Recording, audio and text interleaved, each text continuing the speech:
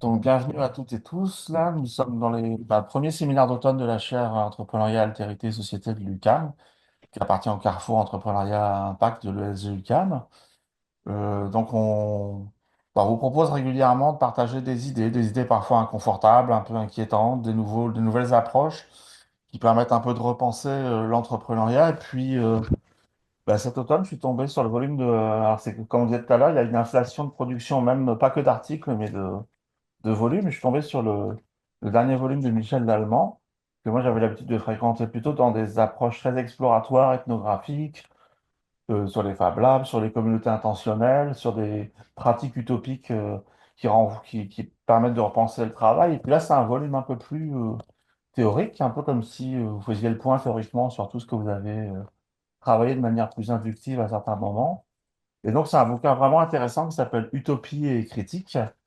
Il est intéressant notamment parce qu'il dépasse la critique comme étant une pratique de renonciation dont on voit qu'elle a tendance parfois à aller dans un cul-de-sac pour aller essayer de voir comment on peut repenser des utopies concrètes notamment, mais c'est beaucoup plus riche que ça et ça théorise tous ces enjeux-là. Donc, merci Monsieur Lallemand.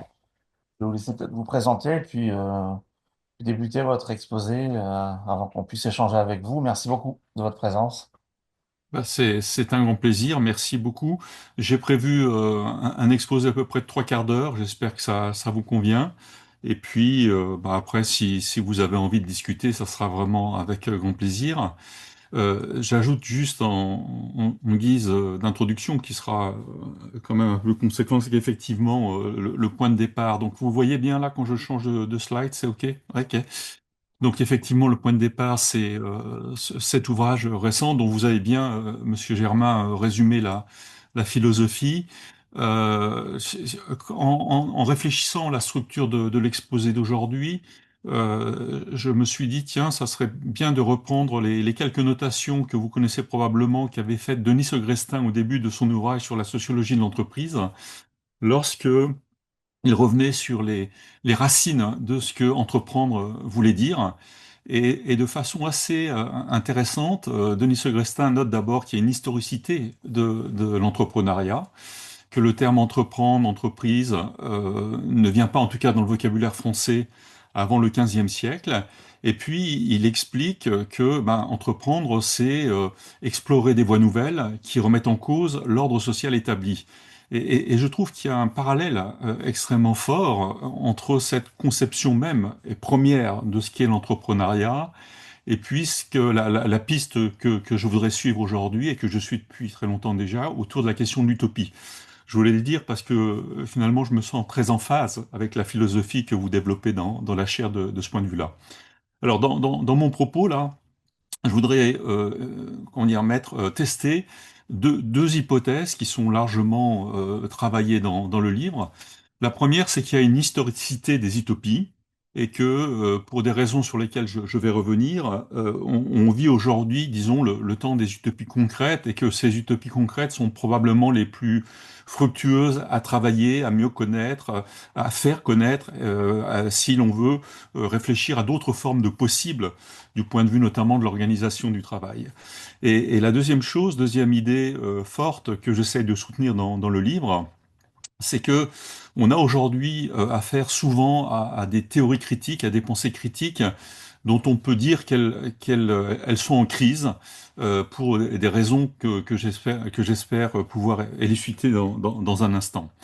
Alors, avant de présenter j'ai prévu 3 temps de présentation. Avant ça, juste deux petits mots pour dire que depuis très longtemps, et je crois même depuis la naissance des sciences sociales, en tout cas de la sociologie, l'espace d'intersection entre, disons, sociologie du travail et philosophie politique est à peu près vide. Et c'est cet espace que j'essaye de combler, et notamment du point de vue du travail.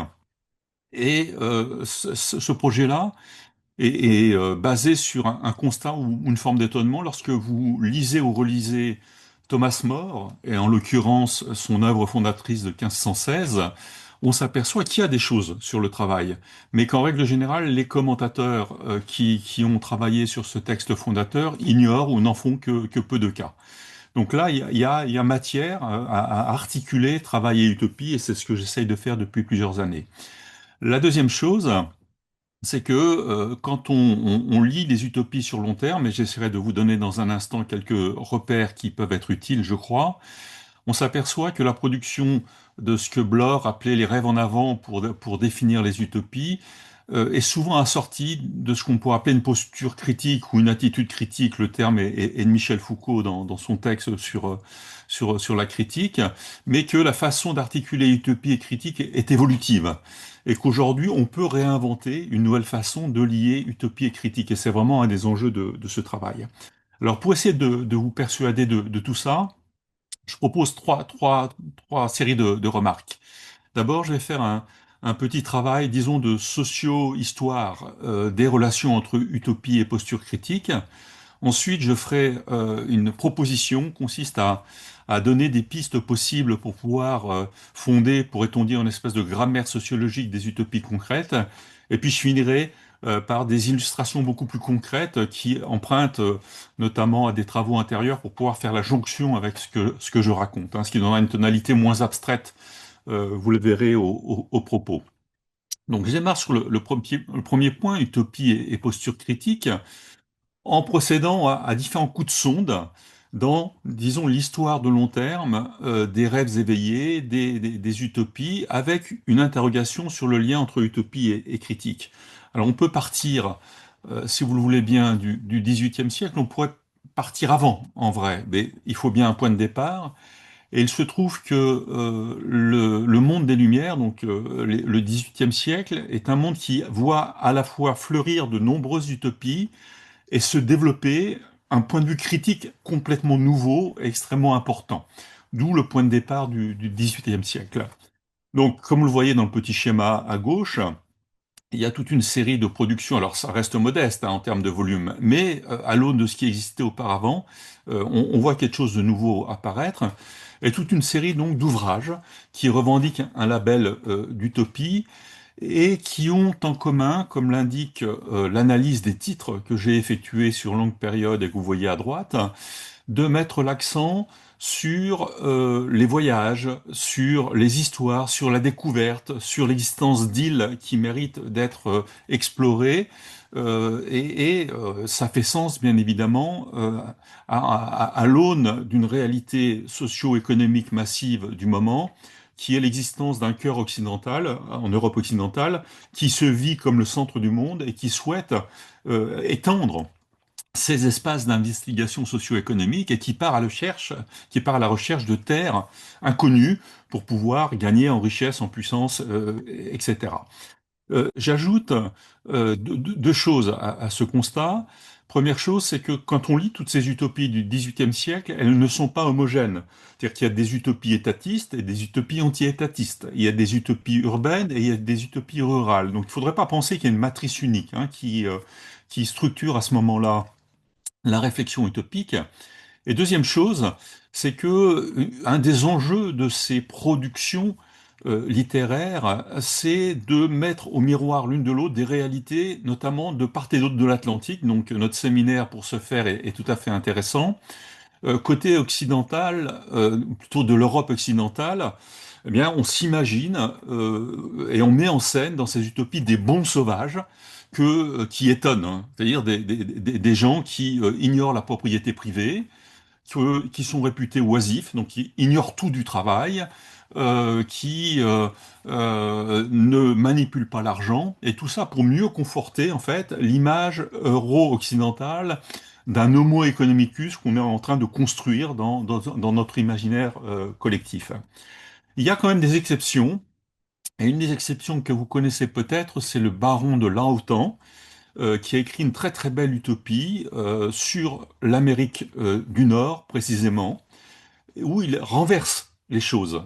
Et dit-on, son utopie est d'ailleurs celle qui a été la plus lue en Nouvelle-France durant le siècle des Lumières. Et lui dit à l'inverse, nous avons, nous, entre guillemets, civilisés, avec beaucoup, beaucoup de guillemets, bien sûr, à civiliser, tout à apprendre de ce que vous regardez comme des bons sauvages. Donc, il y a des tensions et il y a des choses intéressantes dans toute cette littérature. Alors, à ce moment-là, au moment donc où se déploie toute cette littérature utopique, il y a au moins trois gestes critiques dont on peut percevoir l'importance durant les Lumières. Le premier, qui est incarné par un philosophe qui est Pierre Bayle, vise à revoir la façon d'écrire l'histoire.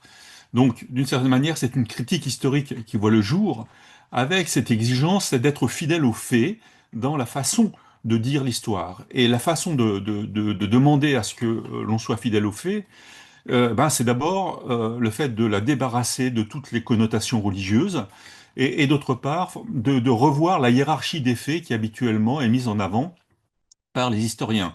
D'où la forme d'un dictionnaire avec des entrées multiples consiste à araser toutes les formes de hiérarchie possibles dans la façon de rendre compte des faits qui balisent l'histoire des sociétés. Donc ça, c'est un premier cas intéressant. Et ce qui est tout aussi intéressant, c'est que dans ce dictionnaire historique, il y a une entrée qui est consacrée à une utopie. Et cette utopie, c'est celle qui est signée par Gabriel Le Foigny, que discute notamment Pierre Bayle. Deuxième geste critique, qui est beaucoup plus connu, c'est le fait de fonder une critique du savoir. Et donc, c'est toute la filiation kantienne, donc la fondation d'un criticisme qui explique que le savoir nous est jamais donné, mais qui a des conditions de production à l'acquisition des savoirs. Hannah Arendt a écrit un très joli texte sur ce geste kantien dans un volume qui s'appelle Juger, où elle dit, pour pouvoir être une pensée critique est nécessairement une pensée anti-autoritaire. C'est-à-dire que pour être vraiment critique, il faut s'appliquer à soi-même les conditions de la critique qu'on demande aux autres. Et donc, il faut avoir une capacité aussi à dialoguer avec les autres, à se mettre à la place des autres, et donc à faire preuve d'imagination. Et l'utopie est l'incarnation par excellence de cette faculté d'imagination. Donc, on voit bien aussi comment, de ce point de vue-là, la critique du savoir s'articule avec une forme de préséance accordée à l'utopie. Et puis il y a un troisième geste utopique que j'ai appelé dans le livre l'expression d'une incertitude volontaire dans la foulée des réflexions de Michel Foucault et qui, elle, est plus proprement politique. Et cette expression politique de l'utopie est déjà des utopies concrètes. Elle prend sens au moment de la première révolution anglaise, juste après le décapitement, je ne sais pas si on dit décapitement, mais de Charles Ier en 1649, et qui voit l'émergence de mouvements protestataires.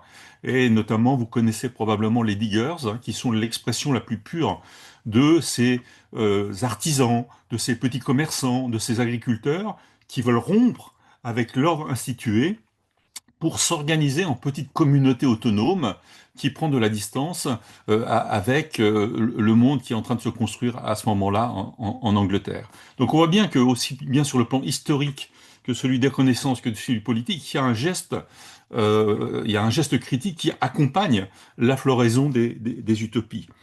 J'ajoute, et je finirai là-dessus pour la période des Lumières, qu'en 1771, on voit la publication d'un ouvrage qui a fait date, qui est une utopie importante, qui est celle de Louis-Sébastien Mercier, qui écrit l'an 2440 et qui est la première uchronie.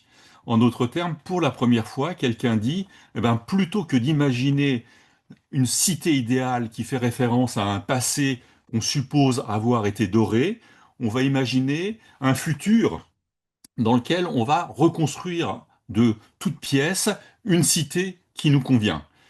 Ce roman est publié 2 ans après le retour à Saint-Malo de Bougainville, qui est le premier navigateur à avoir fait le tour du monde. Et Koselleck, qui est un historien allemand que vous connaissez peut-être, a cette intuition forte, consiste à dire, à ce moment-là, on prend conscience de la finitude du globe. Et donc, on n'a plus d'autres terres à investir avec une philosophie utopiste, et donc c'est dans le temps qu'on va trouver d'autres terres sur lesquelles pouvoir projeter des rêves de société meilleure. Hein, voilà, donc c'est un moment extrêmement important. Deuxième moment, c'est le 19e siècle. À ce moment-là, on voit en France notamment une floraison d'utopies dont vous connaissez bien sûr les grands noms, Saint-Simon, Fourier, Cabet, mais il y a d'autres noms qui sont un peu moins connus. Pierre Leroux, qui était un grand défenseur des utopies et qui a promu l'idée de socialisme de façon extrêmement active. Goni, qui était un ouvrier qui a beaucoup écrit, et Joseph Déjacque, un néo-fouriériste qui a écrit une très très belle utopie libertaire. Ce qui caractérise le 19e siècle à travers tous ses écrits en France, c'est la montée en puissance de la connotation politique de l'utopie, à tel point que l'utopie, en France, à ce moment-là, est pensée comme l'équivalent du socialisme ou du communisme. Vous voyez qu'il y a une rupture extrêmement forte. Alors, il y a d'autres espaces qui sont concernés également par ces floraisons politiques regardées de la fenêtre utopique. Les États-Unis, avec Edouard Bellamy, qui est le plus connu. Mais ce qui est vrai, c'est que c'est essentiellement en France qu'on a cette floraison importante. Lorsqu'on suit le fil de l'évolution de ces utopies françaises, on s'aperçoit qu'il y a une rupture en 48. J'ai fait une analyse de contenu appareil des différents types d'utopies tout au long du 19e siècle, et on voit qu'avant la Révolution de 48, en fait, l'imaginaire utopique reste encore marqué par le siècle des Lumières, puisque c'est encore des histoires d'îles, de voyages au long cours, de mondes qu'on découvre qui comptent. Et après 48, après les deux révolutions, en tout cas les deux périodes d'insurrection de 48, bah, l'utopie se dit en tant que telle, le futur, à la suite de Louis-Sébastien Mercier, devient un équivalent de l'utopie. Et puis, comme on est en train de refaire Paris pour pouvoir prévenir des révolutions équivalentes à celles de 48, il y a beaucoup de gens qui réfléchissent à l'avenir de Paris. Et c'est pour ça que Paris apparaît si fortement dans les intitulés des ouvrages consacrés à l'utopie.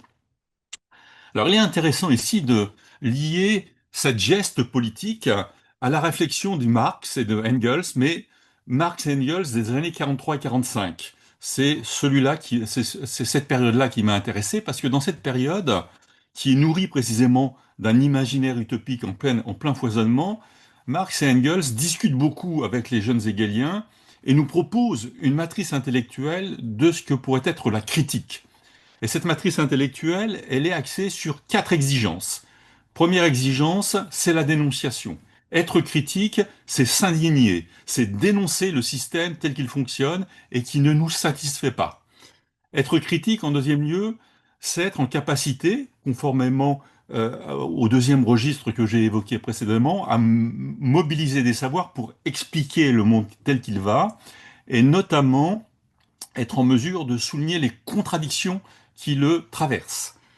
Être critique, en troisième lieu, c'est être réflexif, c'est-à-dire savoir et comprendre d'où viennent les catégories que l'on mobilise, et comprendre, par exemple, Engels et Marx le disent parfaitement, que la façon de faire critique n'est pas forcément la même en Angleterre, en Allemagne ou en France. Et enfin, c'est ça qui a souvent été ignoré et minoré, Engels et Marx mettent l'accent sur l'utopie comme composante à part entière d'un geste critique. Et ils le font avec en arrière-fond, si j'ose dire, leur connaissance qui était très très bonne de toutes les communautés utopiques qui ont fleuri en France et aux États-Unis au XIXe siècle. Ils avaient une très très bonne connaissance à travers toute une série de journaux de ces expériences utopiques. Et voilà par exemple un extrait d'un article qui est rédigé par Engels en 1845 où Engels dit tout le bien qu'il pense de ces expériences utopiques. Les gens travaillent moins qu'ailleurs, ils vivent mieux, ils ont une morale qui est beaucoup plus respectable, etc., etc. Donc il y a une reconnaissance de la valeur des communautés utopiques qui est gravée dans le marbre, si j'ose dire, et qui après va changer, puisque notamment avec la rédaction du manifeste du Parti communiste en 48 et la publication un peu plus tard de l'anti-Düring, ben, Marx et Engels vont apparaître plutôt comme des critiques de l'utopie, alors que pendant toutes ces années-là, ils en ont été au contraire des laudateurs. Alors, ces petites communautés, ben, elles ont fleuri en France. Vous avez là une cartographie élémentaire qui montre ce qui s'est passé sur l'espace français. Il y a eu quelques expériences de phalanstères inspirées par Fourier. Le premier date de 1833 et le plus connu encore aujourd'hui, que je vous invite à aller visiter si vous venez en France, c'est le Famistère de Guise, qui a été fondé par Jean-Baptiste André Gaudin, qui était un capitaine d'industrie extrêmement connu à l'époque et connu pour les fourneaux et les appareils de cuisson qu'il fabriquait. En Amérique du Nord et aux États-Unis en particulier, il y a toute une série de vagues de fondations de communautés utopiques que j'ai quantifiées, vous les voyez là. Il y a eu d'abord des communautés owenistes, ensuite des communautés fouriéristes, icariennes, etc. Donc qui ont une importance extrêmement forte, qui ont ensuite disparu, mais dont Marx et Engels, encore une fois, connaissaient l'existence et ils avaient une très très bonne connaissance de la littérature qui les concernait. J'avais fait il y a quelque temps un travail pour rendre raison des liens qui existaient entre ces différentes communautés. Et ce que vous avez sous les yeux, c'est une analyse de réseau tout à fait élémentaire qui montre que, contrairement aux idées reçues, ces communautés utopiques n'étaient pas des bulles repliées sur elles-mêmes, mais au contraire des communautés qui étaient en relation les unes avec les autres. Et on peut estimer, et ça a été validé par d'autres travaux sur le sujet, que 80% de ces communautés avaient au moins deux, trois relations intensives, fortes, avec des alter ego sur l'ensemble du territoire des États-Unis. Voilà. J'arrive maintenant au XXe siècle pour dire qu'il y a trois éléments qui méritent d'être soulignés sur la façon dont Utopie et Critique rejoue, si j'ose dire, des relations, des articulations un peu novatrices. La première, sur laquelle je ne vais pas m'étendre, parce que vous le connaissez bien, c'est que, avec notamment le drame de la Shoah, la Seconde Guerre mondiale, on voit apparaître une nouvelle famille d'utopies qui sont les dystopies, c'est-à-dire la mise au négatif ou la version cauchemardesque des utopies et qui a donné lieu à de nombreux romans que vous connaissez. Je m'y interromps pas parce que c'est pas le centre de mon propos. En revanche, je voudrais dire un deuxième point qui, je crois, est beaucoup moins connu, qui consiste à prendre acte du fait qu'au début du XXe siècle, il y a des sociologues, et je dis bien des sociologues, même si leur nom n'est pas toujours associé au métier de sociologue, qui ont utilisé, suite à Max Weber, ou dans la philosophie de Max Weber, l'utopie comme un instrument de connaissance du monde social. Et je propose d'utiliser le terme d'utopisme méthodologique pour rendre raison de cet usage complètement novateur, c'est-à-dire je vais imaginer une nouvelle société, et c'est l'écart entre cette société que j'imagine et la réalité du monde social qui va me servir à mieux comprendre comment fonctionne le monde actuel. Gabriel Tard, Charlotte Perkins Gilman et H.G. Wells, qui est le plus connu pour ses ouvrages de science-fiction, mais qui était sociologue également, tout comme Tard et Perkins Gilman, ont commis des utopies qui méritent, je crois, d'être lues et relues, parce que là, on a un geste critique nouveau, parce que l'utopie apparaît comme une des conditions nouvelles de connaissance du monde social. Et puis, troisième dimension du XXe siècle, c'est la montée en puissance de petites communautés qu'on appelle aujourd'hui intentionnelles aux États-Unis et un peu partout d'ailleurs dans le reste de la planète maintenant, qui visent à incarner concrètement toute une série d'idéaux en écart avec le monde social dominant. Alors, en France, ça s'est développé au tout début des années 70. Vous avez la carte à gauche de l'implantation de ces différentes communautés, mais ça a été, il est vrai, un feu de paille. Alors qu'aux États-Unis, et peut-être au Canada, j'avoue ma méconnaissance beaucoup plus forte de la réalité du Canada et du Québec en particulier à ce sujet, ces communautés se sont davantage insérées dans les plis du social et aujourd'hui encore, elles existent de façon largement disséminée sur l'ensemble du territoire. Donc là, je pense que c'est troisième moment important qui fait que ces communautés ont, en pratique, ont servi de fer de lance critique par rapport au développement et aux métamorphoses du capitalisme contemporain. Je finis sur ce point en disant qu'à mon avis, ces utopies d'hier, des années 60, ont continué à faire fortune et qu'aujourd'hui, on assiste à l'émergence de deux types nouveaux de communautés critiques du monde contemporain. D'un côté, les hackerspace, Fab Lab, makerspace, etc., qui visent à intégrer cet enjeu qui est l'enjeu du numérique dans la façon de faire critique par le biais des communautés. Et de façon tout à fait symétrique, le développement des éco-villages, dont vous avez une photo tout en bas, prend en charge, lui, plutôt la question des enjeux de climat, de biodiversité, là aussi à travers le choix de la matrice communautaire. Voilà. Donc j'en ai fini, vous voyez bien, avec ces différents coups de sonde. Et avec ça en tête, je vous propose maintenant de réfléchir à ce qui pourrait être une grammaire des utopies concrètes aujourd'hui. Alors pour ce faire, et je le développe pas mal dans le livre, je voudrais vous proposer trois entrées possibles, hein, trois pistes possibles pour travailler. Et puis après, je les déclinerai de façon plus empirique, ça sera mon troisième temps. Première exigence pour travailler une critique des utopies concrètes, c'est d'abord de les définir et être capable de les objectiver.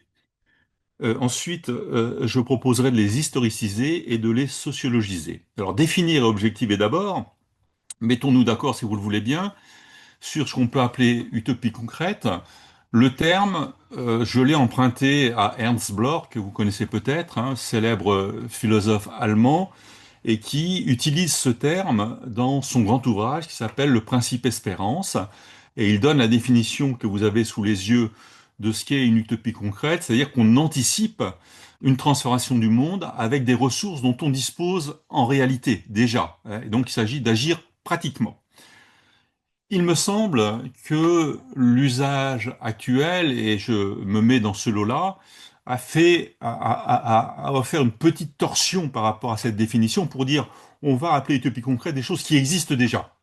C'est pas juste de l'anticipation, ça existe. Hein. Et c'est en ce sens-là que je propose d'utiliser le terme d'utopie concrète, étant entendu que il y a une réalité multiple, et j'ose dire même hétérogène, d'organisations qui aujourd'hui peuvent revendiquer ce label d'utopie concrète.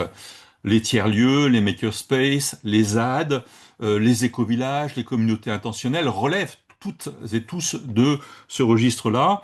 Et lorsqu'on regarde le site que vous connaissez peut-être, qui s'appelle Utopie concrète sur Internet, et qui est un site français, il est demandé à toutes les organisations qui se reconnaissent dans ce label de se recenser, et vous voyez que ça couvre largement le territoire français. Ça serait intéressant de faire l'exercice ailleurs, mais aujourd'hui, ce n'est pas juste une vue de l'esprit de quelques sociologues qui ont des lubies, il y a une vraie réalité organisationnelle qui correspond à cette définition. Alors pour objectiver plus précisément ces utopies concrètes, dans l'ouvrage, je propose de distinguer trois familles d'utopies concrètes, qui sont les utopies réticulaires, scalaires et communautaires. Alors, réticulaire, d'abord, ça fait référence au réseau comme mode d'organisation alternative possible, et je pense spontanément à la façon dont, quand Internet est arrivé au cœur de nos sociétés contemporaines, dans les années 90, c'est en ces termes utopiques d'abord qu'Internet a été pensé. Je pense à un texte notamment de Barlow, que vous connaissez peut-être, qui était un des premiers théoriciens d'Internet et qui voyait Internet comme un territoire neuf sur lequel il était possible de construire du nouveau en se débarrassant de toutes les institutions, à commencer par l'État. Hein, donc c'est le réseau, depuis Saint-Simon d'ailleurs, hein, a toujours été pensé comme une forme d'organisation alternative. Deuxième type d'utopie sont les utopies scalaires. Et j'utilise le terme scalaire au sens informatique du terme pour dire qu'on va jouer sur un paramètre. Et on va jouer sur un paramètre pour pouvoir bousculer l'ensemble de la société. Pour illustration, je pense par exemple au beau texte de l'économiste Keynes qui expliquait qu'on pouvait réduire fortement le temps de travail dans la société et qu'en réduisant fortement le temps de travail de la société, ça avait des impacts tellement multiples que c'est l'ensemble des rapports sociaux qui s'en trouvent bouleversés. Mais on pourrait raisonner de la même manière avec le revenu inconditionnel, par exemple, qui, si on l'appliquait partout, aurait des impacts sur nos façons de gérer le travail, de gérer nos liens amicaux, etc., etc. Et puis, il y a un troisième modèle qui m'intéresse plus et sur lequel je vais m'arrêter maintenant, qui sont les utopies communautaires. Et ces utopies communautaires sur lesquelles je travaille depuis un petit bout de temps maintenant, ce sont des groupes d'individus qui partagent une même intention commune, un même objectif, à savoir vivre de façon égalitaire, respecter la nature dans son mode de vie, se grouper selon ses affinités d'orientation sexuelle pour pouvoir échapper à la pression du grand monde, etc., etc. Et donc ces communautés, ces utopies communautaires, elles ont plus exactement quatre caractéristiques, me semble-t-il. D'abord, elles sont réelles, c'est-à-dire qu'on peut utiliser les instruments des sciences sociales pour les analyser, faire des entretiens, de l'observation, des enquêtes, etc. Ce sont des expériences collectives, Donc les ermites rentrent pas dans cette catégorie d'analyse.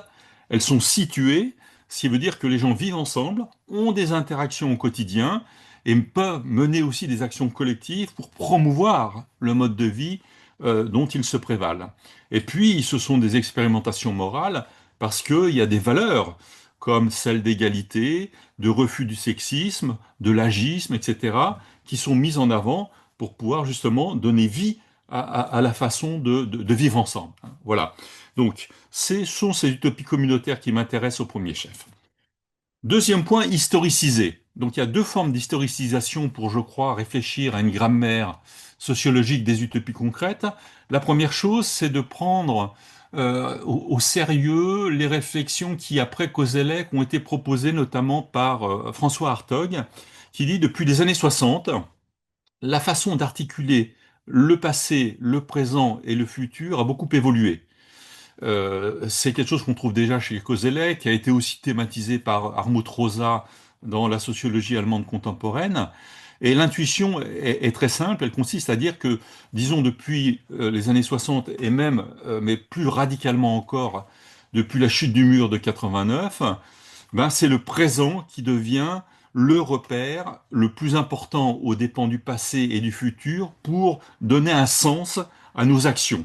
Et les utopies n'échappent pas à ce cadrage temporel nouveau, et c'est exactement ce que dit Hartog dans la petite citation que j'ai mis ici, en disant les nouvelles utopies qui fleurissent dans les années 60, elles veulent changer le monde ici et maintenant. Et je crois que c'est effectivement une des caractéristiques fortes des utopies contemporaines, c'est-à-dire on a renoncé à penser un futur désirable que jamais on pourra atteindre pour pouvoir exiger plus que jamais une transformation du monde ici et maintenant. Ça, je crois que c'est une première façon d'historiciser les utopies aujourd'hui. Et puis, il y a une deuxième façon que j'ai évoquée précédemment, qui consiste à prendre acte du fait qu'il y a une crise des pensées critiques à l'heure actuelle. Pour le dire d'un mot, à l'instar des pensées critiques qui sont inspirées soit en France de Pierre Bourdieu, soit en Allemagne de la tradition de l'école de Francfort, il y a une espèce de rétractation sur une des seules composantes de la critique telle que Marx la définissait, à savoir l'indignation et la dénonciation.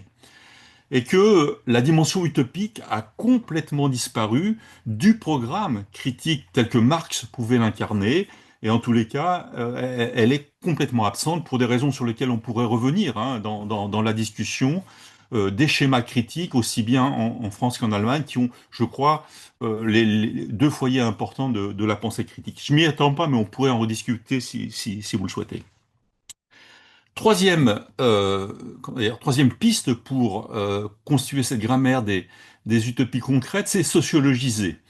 Et sociologiser, eh ben, ça part il y a plusieurs pistes. Il y en a la première qui, pour moi, a beaucoup compté et qui compte encore beaucoup, c'est une inspiration du travail de Nelson Goodman, que vous connaissez peut-être, qui est un philosophe anglo-saxon, qui a travaillé sur la notion de monde, mais des mondes au sens général du terme.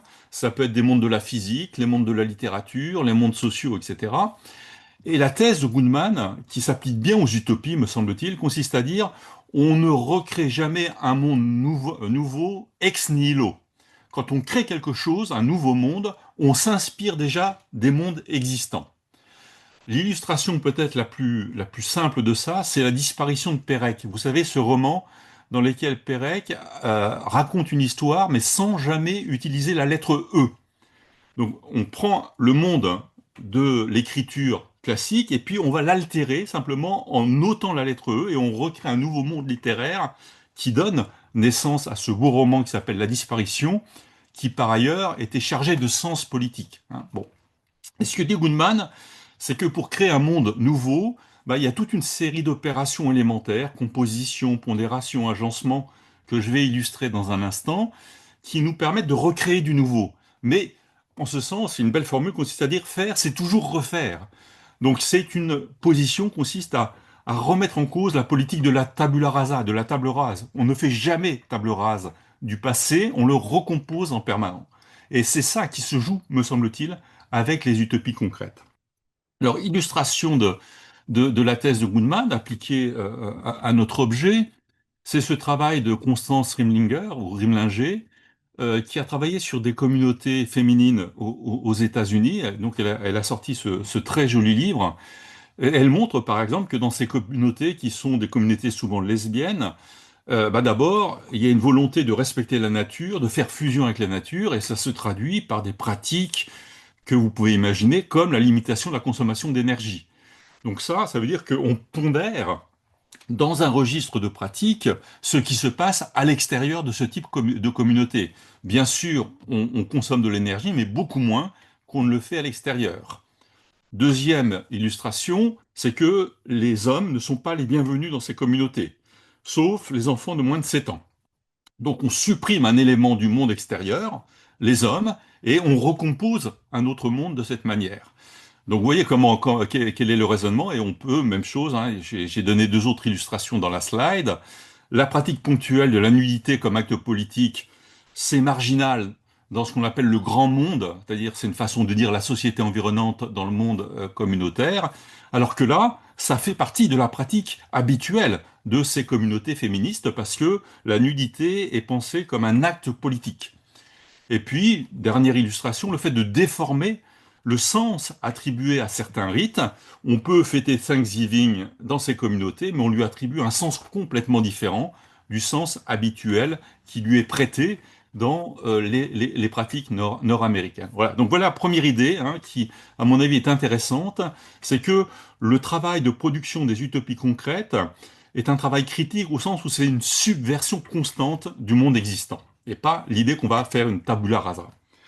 Alors, dernière chose, dans cette esquisse de grammaire que je vous propose, c'est l'idée d'avoir des modèles ou des types idéaux qui nous permettent de regarder les utopies concrètes à partir de grilles d'analyse.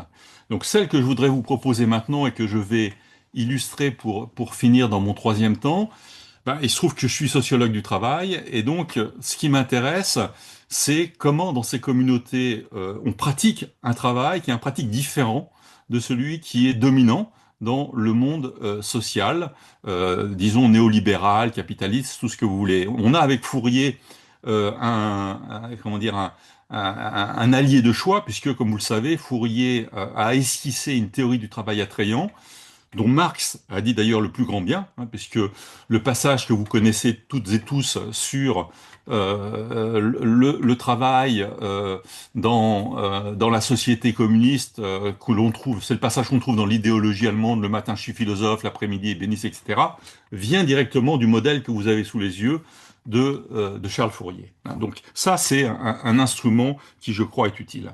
Alors, je voudrais vous proposer justement de le mettre à l'épreuve dans le troisième temps de ma présentation pour articuler travail et utopie concrète en partant de quelques illustrations tirées d'études que j'ai pu effectuer sur des utopies concrètes d'hier et d'aujourd'hui.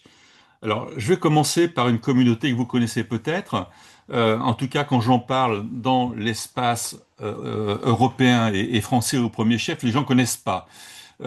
C'est la communauté d'Oneida, qui est probablement beaucoup plus connue en Amérique du Nord. C'est une communauté qui est connue parce qu'elle a duré très longtemps. Elle a été fondée en 1848 et elle a disparu dans sa forme renouvelée d'entreprise classique en 2004. Donc ça a duré très très longtemps. Et elle est assez connue parce que une des productions qui avait été réalisée par cette communauté, c'était la production de couverts en argent, que vous connaissez peut-être. Et donc, en tout cas, aux États-Unis, il y a beaucoup de foyers qui ont des couverts d'Oneida. Oneida a été fondée en 48, comme je le disais, par ce monsieur que vous voyez sur la photo, qui est debout avec la barbe. Il s'appelait donc John Noyce. C'était un prêcheur perfectionniste. Et son idée, c'était de rompre avec le système salarial, qui est dominant aujourd'hui, pour lui substituer ce qu'on pourrait appeler un rapport communautaire de travail. Donc l'idée était simple, on va penser le collectif de travail comme une grande famille. Chacun apporte sa force de travail pour pouvoir produire toute une série de biens dont je vais parler dans un instant. Et en contrepartie, la communauté fournit tout ce dont ont besoin les uns et les autres, c'est-à-dire de la nourriture, des vêtements, un logement, la santé, des loisirs, etc., etc. Donc, pas de rémunération, pas de salaire. Hein. Donc, on supprime le salaire. Il y avait quand même un versement d'un petit subside pour que les uns et les unes et les autres puissent satisfaire à des besoins tout à fait singuliers. Alors cette communauté était une communauté de travail. C'est-à-dire qu'on travaillait beaucoup à Oneida, on produisait des biens agricoles, on produisait des biens artisanaux, des bagages. Vous avez là le dessin avec les flèches, c'est une Marie-Louise. Une Marie-Louise, vous savez, c'est un plateau en bois qui tourne, qu'on met sur la table et qu'on fait tourner pour que les convives puissent se servir à tour de rôle, ce qu'on voit par exemple dans les restaurants vietnamiens. Et c'est là que ça a été inventé à Oneida, hein. On produisait aussi des chaussures sans lacets, ou encore du fil de soie, des conserves de fruits et légumes. Et Oneida était très connu également pour la production de ces pièges d'animaux. C'est la photo en bas à droite. Là, vous aviez un piège d'ours qui était construit à Oneida. Donc, il y avait vraiment de l'activité. Et à Oneida, qui était inspiré pour beaucoup de la philosophie fourriériste, eh ben, on voulait organiser le travail autrement. Et ça s'est fait à l'aide de toute une série de règles. Première chose, première règle, c'est que on ne reste pas durablement affecté sur un job pendant toute sa vie. Et tous les ans, donc il y avait un grand marché et on remettait sur le tapis l'ensemble des affectations des travaux des uns et des autres. Donc première chose. Deuxième chose, c'est qu'il y avait un refus de différencier la reconnaissance de la valeur du travail effectué par les uns et par les autres. Donc on pensait que tous les travaux se valaient. Donc il y a une forme d'égalitarisme qui était associée à ces travaux. Troisième chose, conformément à la philosophie fourriériste, tout le monde travaille. Les hommes, bien sûr, les femmes aussi, mais également les enfants. On peut en discuter, mais c'était fidèle à l'idée de Fourier. Quatrième chose, pardon, il fallait que le travail soit agréable. Et donc, on a mis en place, par exemple, un système de musique pour que, lorsque les gens cueillaient des fraises, ben, ils puissent être dans des conditions plus favorables au travail. Ou bien, on organisait des ateliers à l'extérieur, ce qu'on appelait des bises. Voilà une photo d'un bise, hein. Vous voyez, donc, il y a des hommes et des femmes ensemble qui travaillent. Là, ils fabriquaient des sacs à main. Et la chose intéressante, c'est que non seulement on travaillait à l'extérieur, mais vous aviez un monsieur avec la barbe noire là, que vous voyez au milieu, vous le devinez, il avait un livre à la main, et donc il était en train de lire un bouquin pour que les gens ne s'ennuient pas en même temps qu'ils travaillent. Donc on réfléchissait, hein, à la façon d'alléger les conditions de travail. Le partage du travail entre les hommes et les femmes devait être équitable, et donc le travail domestique n'était pas réservé aux femmes. Les hommes devaient aussi travailler sur le plan domestique, et je ne sais pas si ça a à voir, mais il se trouve que c'est à Oneida qu'un homme a inventé le mop wringer et le potato washer pour alléger le travail domestique des femmes et des hommes. Donc c'était un lieu d'innovation par ailleurs, hein. Vous voyez, en changeant les règles du jeu, on change aussi les conditions de l'innovation. Et dernière chose, bah, il y avait des tâches rebutantes, comme dans beaucoup de communautés. Et pour régler le problème, comme d'autres communautés aujourd'hui, c'est le tirage au sort, qui sert à allouer de la main-d'œuvre à des tâches que personne ne veut réaliser.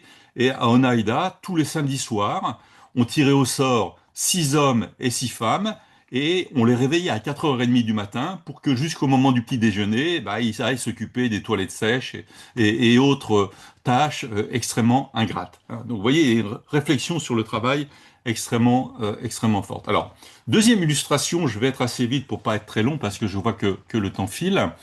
Je vous renvoie à un livre que j'avais écrit quasiment exclusivement sur Twin Oaks, qui est une communauté en Virginie, qui est une communauté très célèbre, une centaine de membres, qui pendant très longtemps produisait des hamacs qui se vendaient à travers le monde.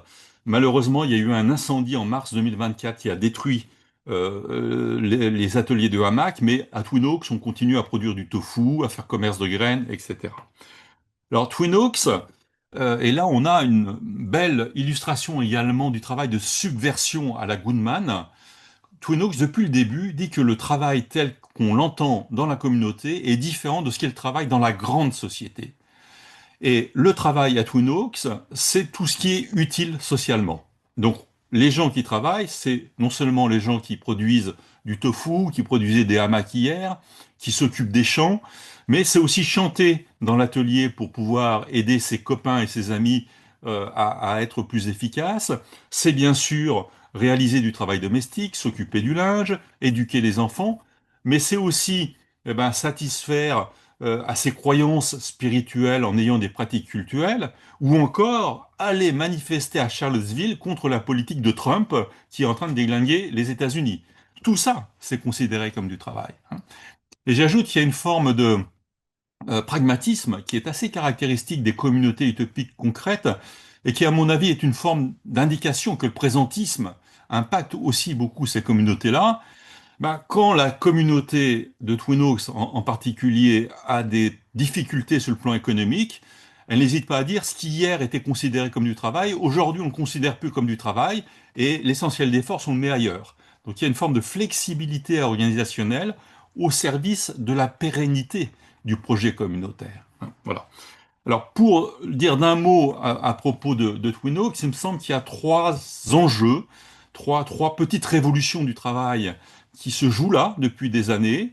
C'est qu'on promeut la variété des tâches à l'aide d'emplois du temps qui varient d'une semaine à l'autre. On pourra revenir si vous le souhaitez, mais là, vous avez ce qu'on appelle la feuille de travail à Twin Oaks, que chaque communard remplit chaque semaine et qui, par aller-retour avec les responsables des emplois du temps, permet de définir des emplois du temps qui ne sont pas les mêmes chaque semaine et chaque jour on fait des choses différentes. Les enquêtes que j'ai faites concluent au fait que grosso modo quand quelqu'un sort de Twin Oaks, il est polyvalent dans une vingtaine de métiers. Donc ça permet de promouvoir, vous voyez, une forme de polyvalence professionnelle qui n'a pas forcément d'équivalent dans le monde industriel classique.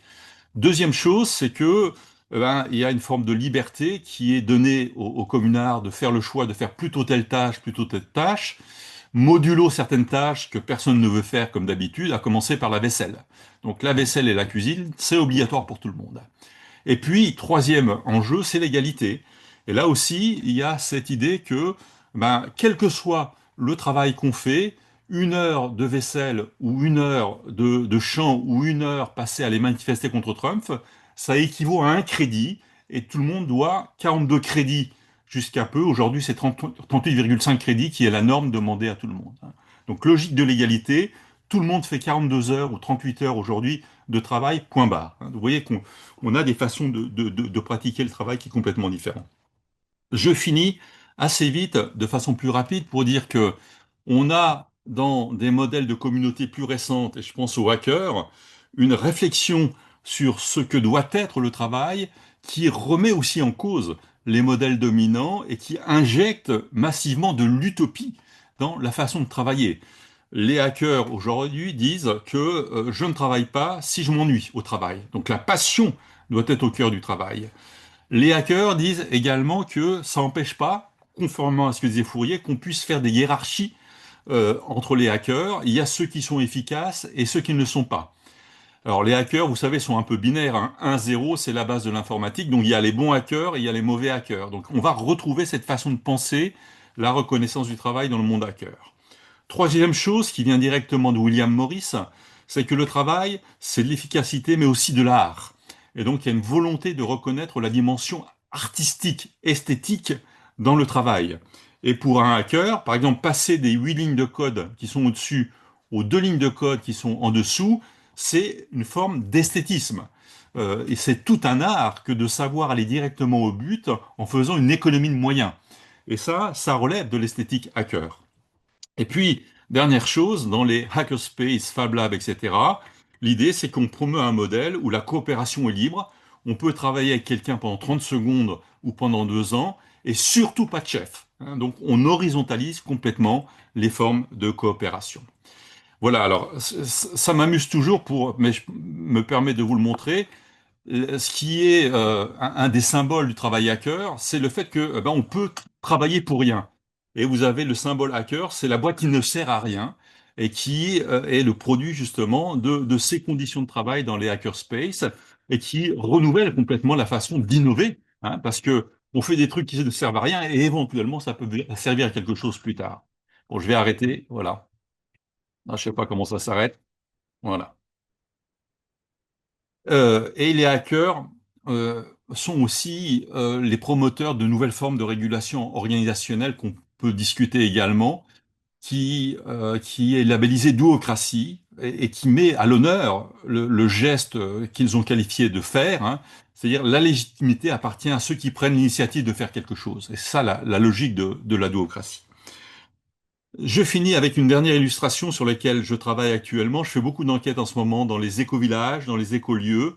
Et là, on trouve aussi toute une série de principes qui restructurent de manière radicale la façon de travailler. On trouve une éthique du commun, des pratiques anticapitalistes et une volonté de faire de la nature un allié et non pas une ressource qu'on va exploiter, avec toute une réflexion sur la façon de vivre en bonne intelligence avec les mondes non humains. Je voudrais juste dire pour finir, et je m'arrêterai là si vous voulez, parce que là je m'aperçois, je parle beaucoup, que toutes ces communautés, soit celles d'hier, soit celles d'aujourd'hui, ont pour point commun de revendiquer l'utopie. C'est pas moi tout seul qui parle d'utopie, ce sont ces acteurs-là qui disent nous sommes des utopistes. Nous sommes des utopistes concrets. Mais faire utopie, ça ne veut pas dire que c'est le paradis là où on vit. Et donc il y a une conscience réflexive que s'investir dans des formes alternatives de vie et de travail, parfois ça peut être coûteux, ou on réfléchit pas assez sur les conditions de travail. Vous avez à gauche là une petite affichette que j'ai photographiée à Twin Oaks dans la Tofu Hut, la petite cabine, je sais pas comment on dit, la petite maison quoi, où ils produisent du tofu. Et ce qui apparaît, c'est que les conditions sonores sont des conditions qui seraient ailleurs complètement inacceptables. Dans cette tofu hut où j'ai travaillé un peu, les machines sont extrêmement bruyantes. Il y a une musique qui est mise à fond la caisse pour entraîner les gens, mais le niveau sonore est tel que ça dépasse le niveau qui est acceptable pour des oreilles humaines. Donc il y a des conditions de travail qui sont parfois extrêmement dures à supporter, à tel point que certaines personnes, et c'est ce qu'illustre la petite bande dessinée ici, certaines personnes font des burn-out, y compris dans ces communautés, hein. Donc, utopie, pas le paradis. Je vous propose de m'arrêter là parce que j'ai dépassé déjà de 5 minutes les 45 minutes que j'avais proposées en espérant ne pas vous avoir trop ennuyé. Voilà, merci à vous. Merci beaucoup, Michel Lallemand. Je vais arrêter le partage si ça vous ennuie pas. Ouais, vraiment Voilà.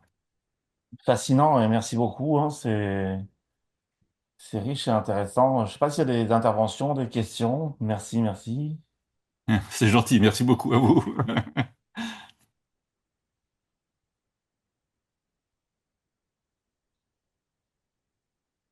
Qui veut se lancer?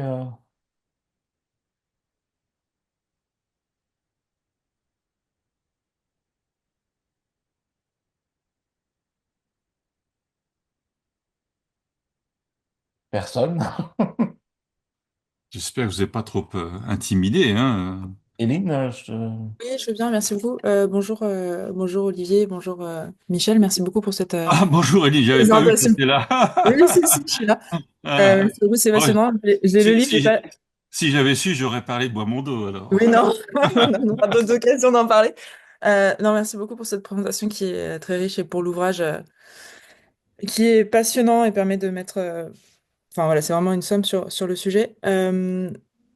Moi, j'avais une question parce qu'au début de ton exposé, tu parlais des utopies qui étaient nées aussi sous la plume de sociologues ou Ouais. de personnes qui pratiquaient une recherche théorique en parallèle. Et à la fin de ton exposé, c'est plutôt les utopies concrètes, donc qui parlent de réalisations aujourd'hui qui cherchent à subvertir les pratiques dominantes.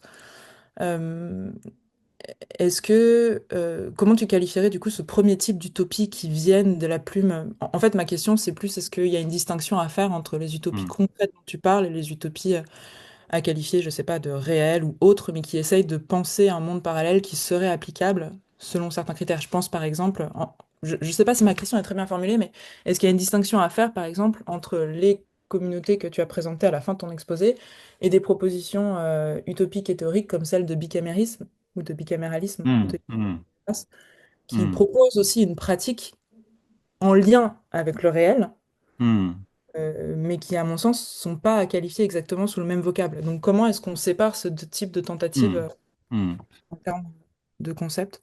Voilà, et ensuite j'avais une autre question qui est beaucoup plus large, enfin j'en ai un certain nombre, mais on pourra peut-être en reparler aussi par ailleurs.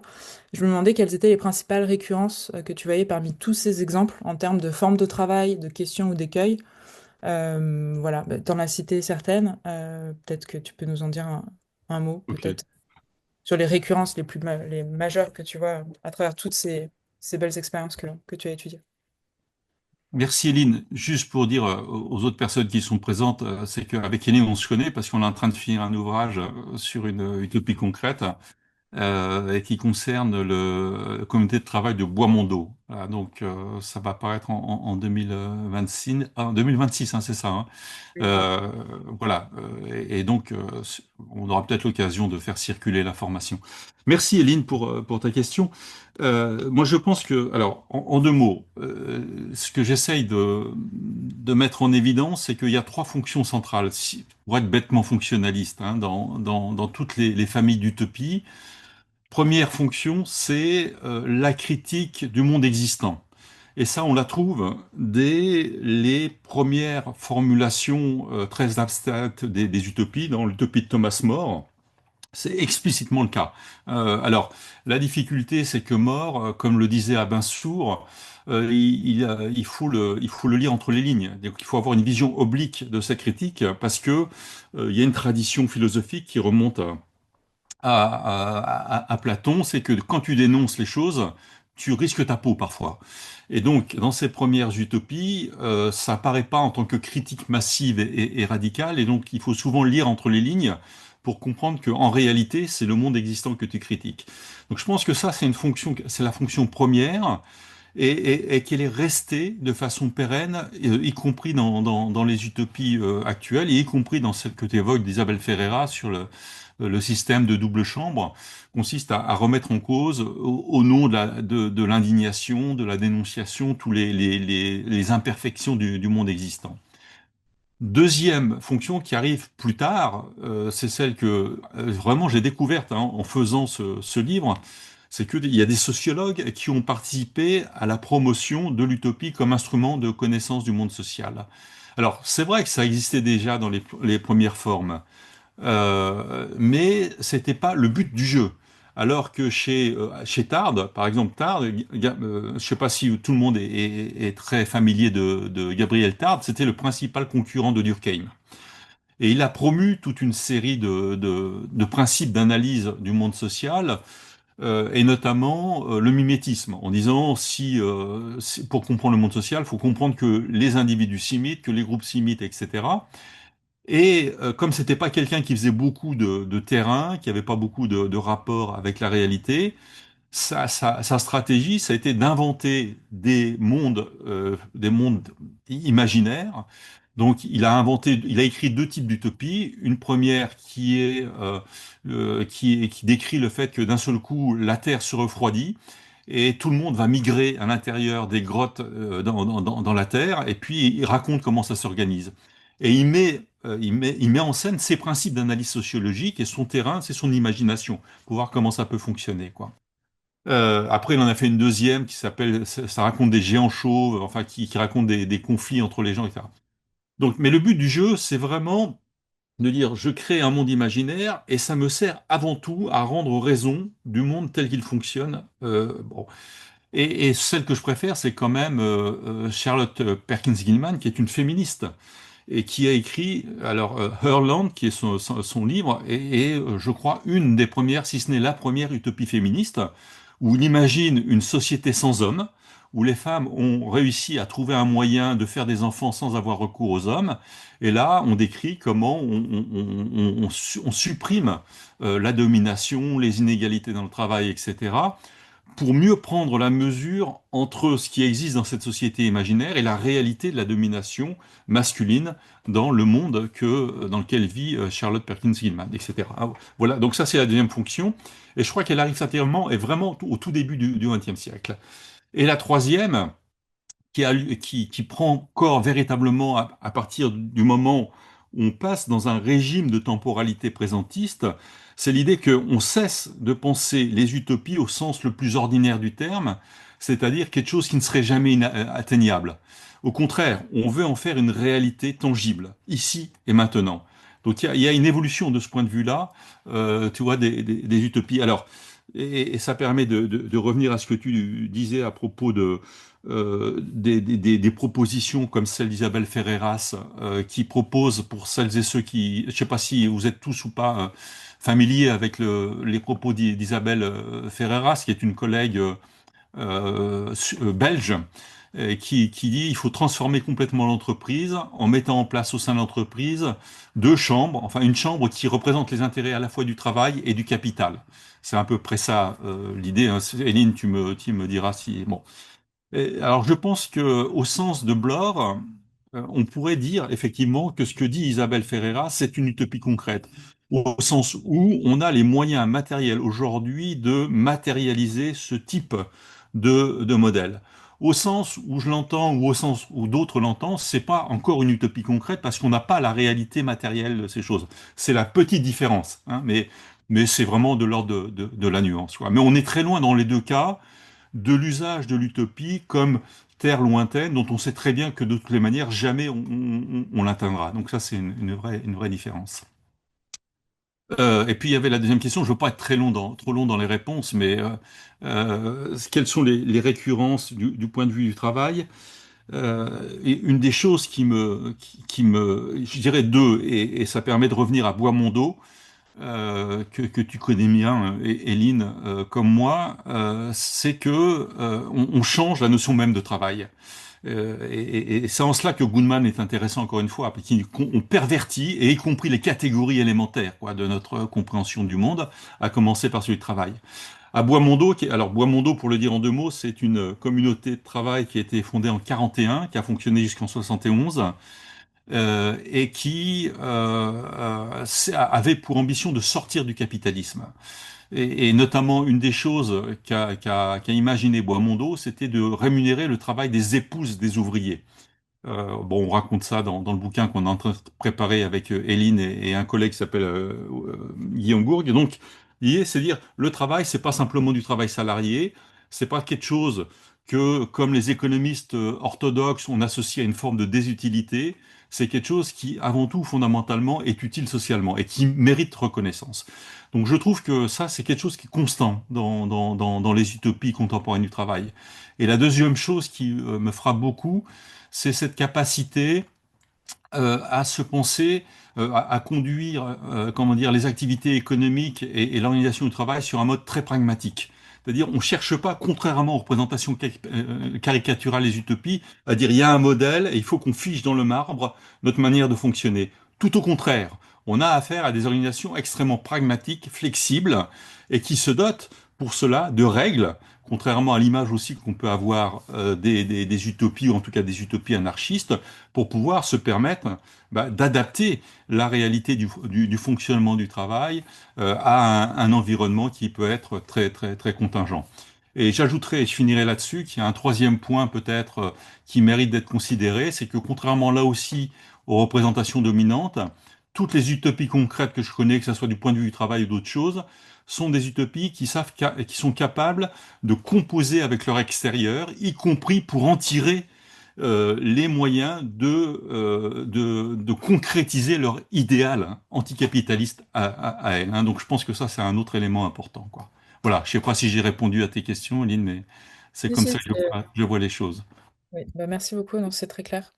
Euh, merci. C'est bienvenu. Ouais. Est-ce qu'il y a d'autres interventions? D'autres questions? Ah, il y a Émilie. Salut Émilie.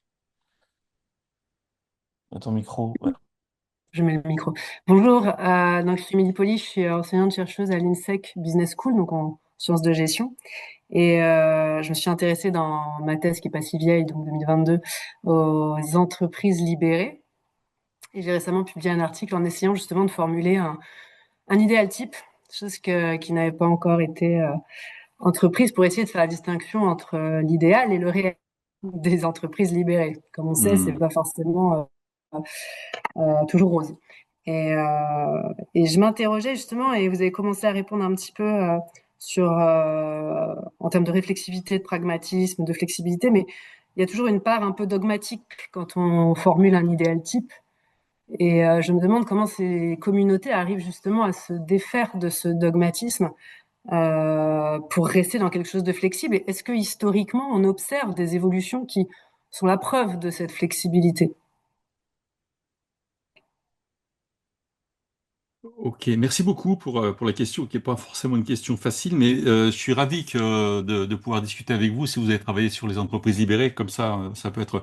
Parce que en gros, et je reviens à la question dans un instant, mais j'ai switché la conclusion pour pas être trop long, mais je voyais dans la conclusion deux enjeux aujourd'hui autour de la question des utopies concrètes.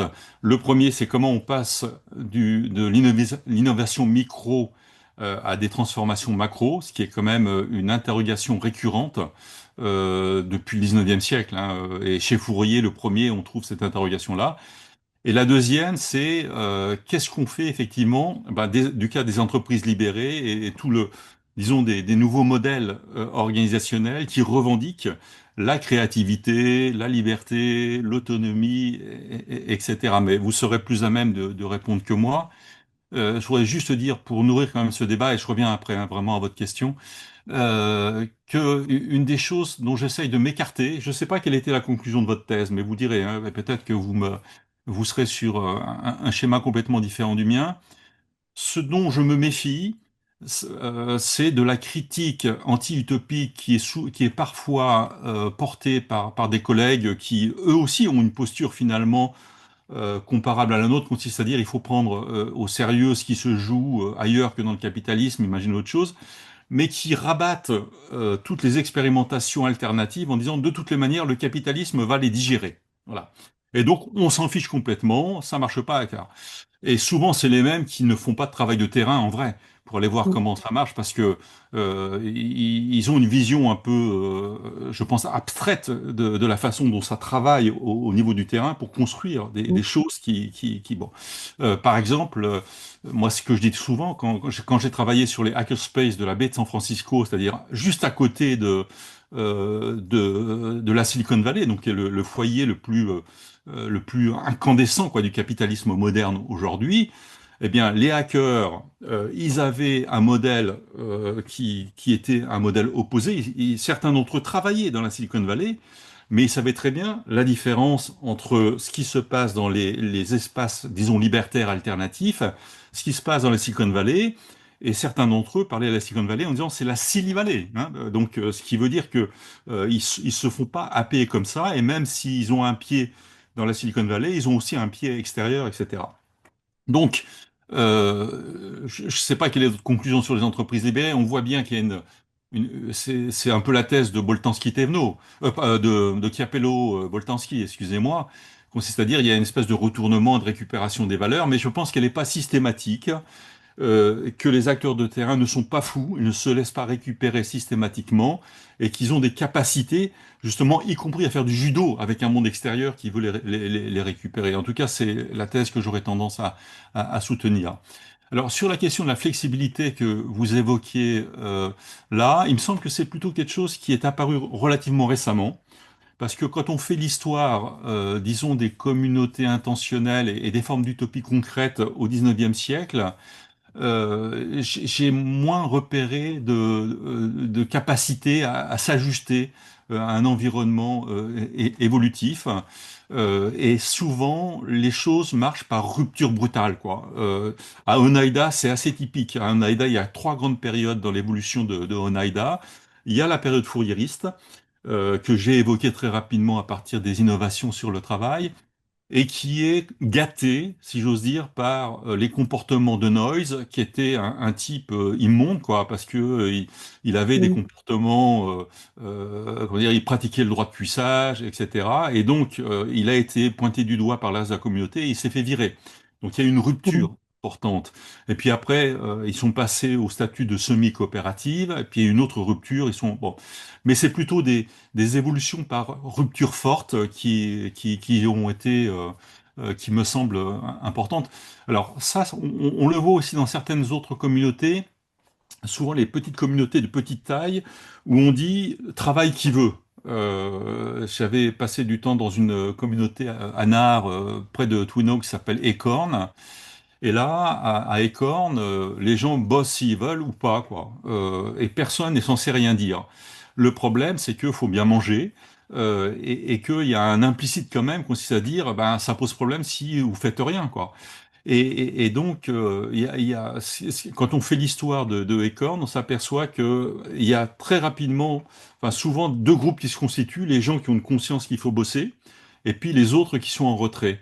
Et il y a des tensions entre les deux qui s'alimentent, et à un moment donné, ça finit par péter, et on vire les gens qui ne font rien. Donc là, il y a aussi une logique d'évolution par rupture soudaine.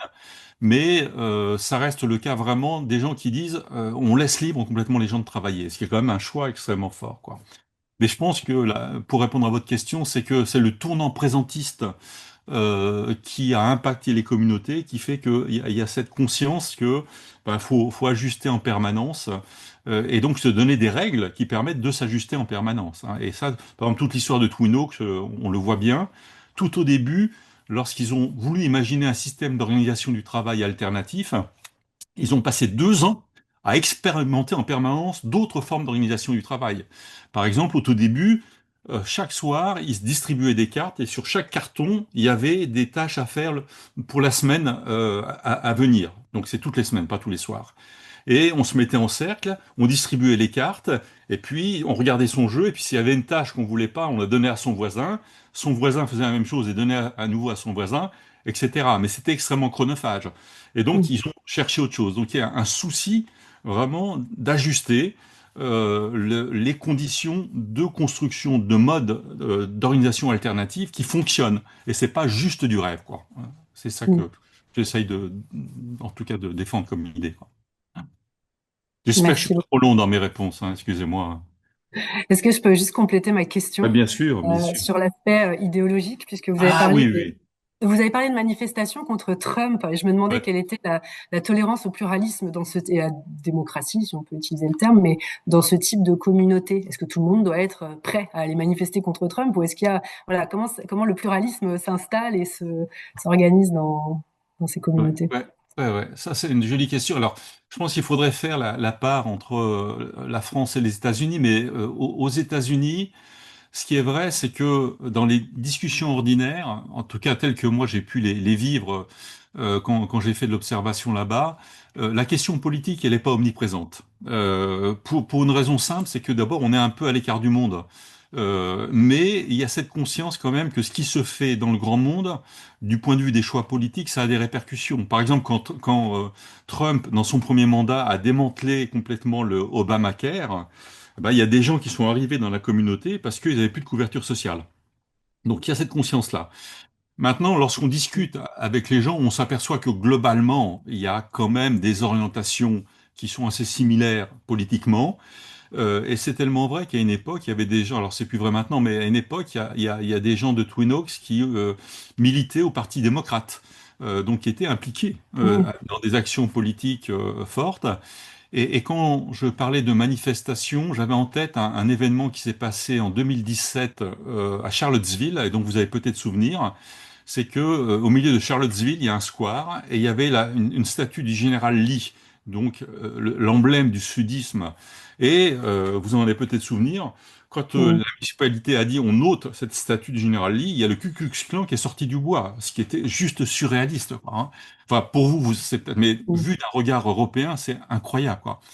Et à ce moment-là, il y a tout un réseau de militants activistes qui sont mobilisés en appelant à manifester à Charlottesville pour dire il faut effectivement maintenir le fait qu'on va ôter cette statue. Et à Twin Oaks, il y avait un petit panonceau que j'ai pris en photo à l'époque en disant il faut que les gens aillent manifester. Et il y a beaucoup de gens de Twin Oaks qui ont été manifestés parce qu'ils avaient cette conscience quand même que, en plus, c'était vraiment diagonal à leurs valeurs, hein. Ils prônent Mm. ils combattent le racisme, le sexisme, le Mm. classisme, l'agisme, etc. Et donc là, il n'y a pas eu de débat à non plus finir. Ils y ont été. Et ils étaient présents au moment où, vous savez, il y a une jeune femme qui a été tuée parce qu'il y a un jeune fanatique blanc qui a foncé dans la voiture à toute vitesse et qui a tué quelqu'un.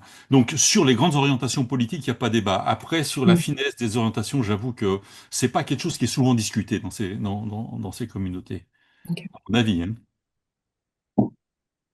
merci. Bah, je vous en prie. Il y a d'autres, Et pour répondre à ma propre position, je vous enverrai mon article sur Ah, l'IVLT. avec grand plaisir, ça va m'intéresser beaucoup. Oui, oui, bien Ok. sûr. je sais pas Parce si c'est que j'enseigne aussi ça, donc ça m'intéresse. Oui, merci beaucoup. c'est peut-être celui que Je j'ai mis pense dans. que c'est un utopisme méthodologique, comme vous l'avez dit. Enfin, je pense que ça répond à cette D'accord. démarche. Ok. Je me suis reconnue dans votre, Oh, votre bah appel. super. C'est peut-être celui que j'ai mis dans le clavardage, Émilie, tu verras, mais j'ai mis une référence. Oui. Ok. Bah, est-ce qu'il y a d'autres interventions ou questions?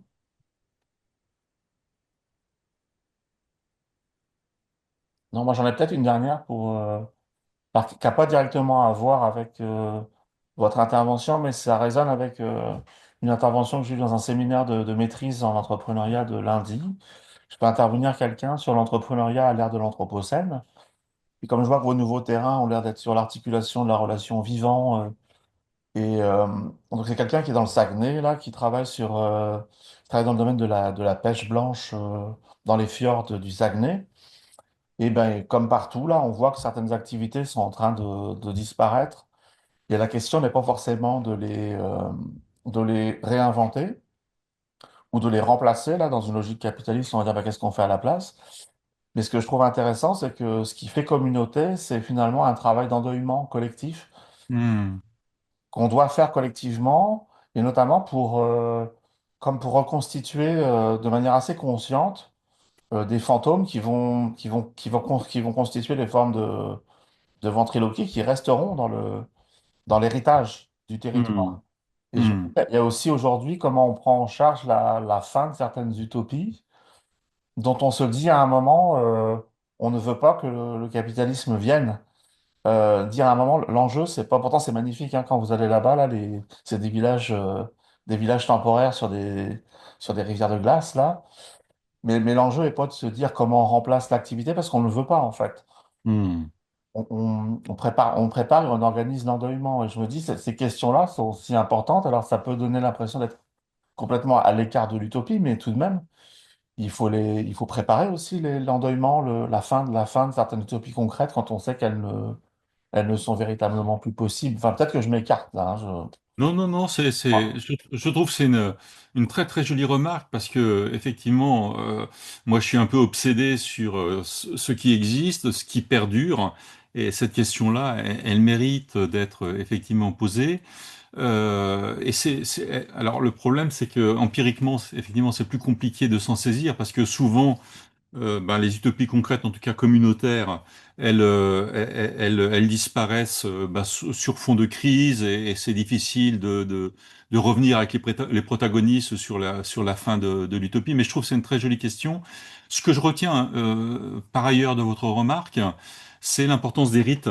Et c'est vrai que dans toutes ces communautés, dans tous ces espaces alternatifs, c'est important de ritualiser de différentes manières. Alors, il y en a un que j'aime beaucoup, et qu'on trouve dans les communautés, enfin dans les communautés rurales ou les écolieux aujourd'hui, consiste à donner une présence aux non-humains dans les espaces de délibération collectif. Et donc, sur les chaises, ou sur une chaise, on met toujours des plantes ou la représentation d'un symbole animal ou un masque de manière à avoir toujours en tête l'importance de donner la parole aux non-humains dans le cours des délibérations. Et un humain peut prendre le masque qui est mis à disposition pour prendre le rôle des non-humains et les faire intervenir. Bon.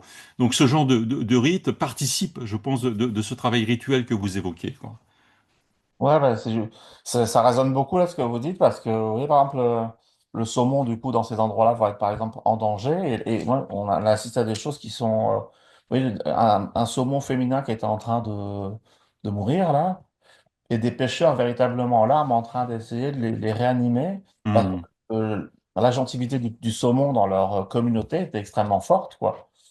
C'est-à-dire que c'était pas simplement. Et donc, moi, je trouve que ça m'a fait surgir beaucoup de manière très concrète, pour le coup, ce que veut dire un moment, parce que c'est compliqué hein, de faire comprendre le lien avec les autres vivants, les bien autres sûr.